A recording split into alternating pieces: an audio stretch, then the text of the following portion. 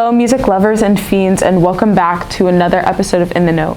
I am your host Sydney Haughton, and I am back for another episode of music education.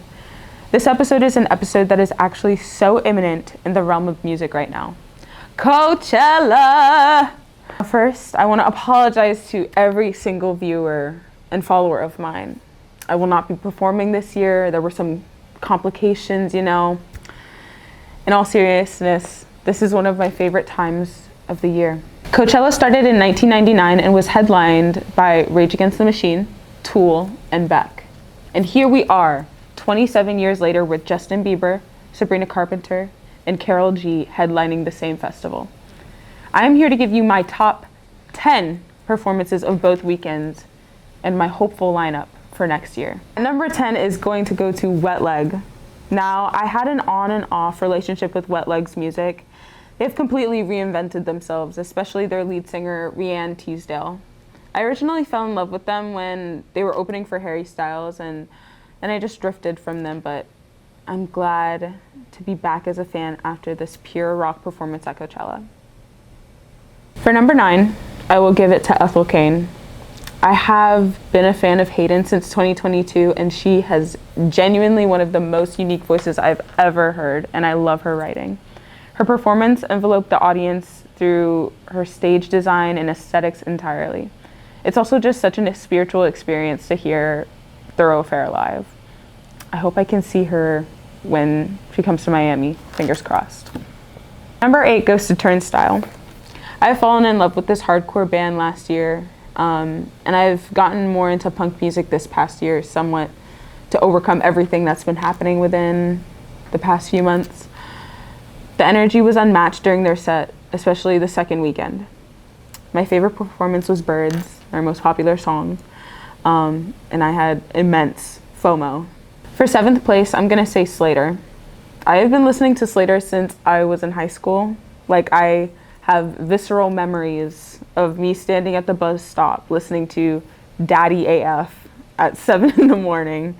She also did have a super electric set. I love when artists have just themselves on stage and still can put on an amazing show. I'm so excited to see what else she has in store for touring. Hopefully she does decide to come to Florida. Number 6 is going to go to Pink Panthers. Now, I may be just biased, but I love anything Pink does. She has grown so much as a performer and has really leaned into the theatrics of her performances. It's always a party with Pink. Love her. Also, major plus because Manon from Cat's Eye and Tyreek Withers joined her on stage. 5 is going to go to Addison Rae. Addison has grown so much as a performer. It is genuinely crazy that High Fashion was written by the same girl who said, "Hydrated." That girl can put on such an amazing performance, and people trash her authenticity, but I think people want to hate on her whimsy. Number 4, I am undoubtedly giving to The Strokes. The Strokes are genuinely one of my favorite bands, ever. Julian Casablancas is a genius in every right. On one of the biggest stages ever, they had the chance to make a statement to thousands live and millions on platforms like YouTube. They also performed many of the fan favorites, Reptilia and The Adults Are Talking. Definitely a performance to remember. Top 3. Here we go.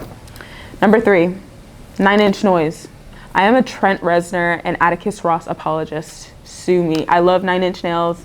I love everything they release, truthfully.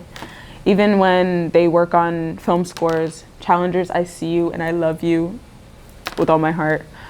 I love their collaboration with Boys Noise. This performance was so immersive, and they are genuinely a group that I must see before I die. 2, lucky number 2 goes to Blood Orange. Blood Orange has that vibe in all of his performances of a relaxed, laid backness that I feel is perfect for Coachella Valley. It just screams summer. I love when an artist is so good that you don't feel the need to have barricade for them. He also had help from Amanda Lestenberg on stage, so that was fun. Gorgeous performance. Last but certainly not least, number 1 goes to FKA Twigs. FKA Twigs is the performer of a lifetime. She is on another level, and no one gets her like I do, genuinely. She incorporates so many different things into her performances, and it truly is something for everyone. She dances, she sings, and puts on a performance that you can truly feel a part of as an audience member.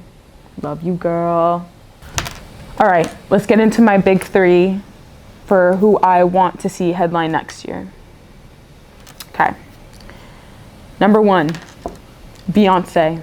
I know she's headlined before, but I want her to headline so badly again because I didn't see her for Biebercheclla. I need to see her, and Act 3 is coming out. Like, I need to see Biebercheclla Part 2. Number two, I'm gonna have to say Kylie Minogue. I've been seeing some people say Kylie Minogue had her moment in Glastonbury, and I think it was 2019. But also, no, Kylie Minogue needs to bring party to Coachella Valley. And I'm actually so surprised that she still like hasn't headlined. Like, she has an incredible like discography, and her career is actually insane. So Kylie Minogue. Yeah. And then lastly, I'm gonna choose Madonna. She already had her quick moment at this year's Coachella with Sabrina Carpenter, but I want to see her headline. Like, I want to see her headline. I love her. I love everything Madonna does. Also, Confessions Part 2 is coming out soon, so it's like perfect timing. We're ready for you, Madonna, please. All right, so that concludes the last episode of In the Note. Thank you guys so much for watching and supporting me through my college years. The show has immensely helped me express myself in so many ways. If you would like to keep up with me musically, my Instagram is Sydney Online with 2 Y's and the second Y. Does that make sense? Where I post music content, and my Apple Music is at Sydney F. Haughton. Much love. I'll see y'all later.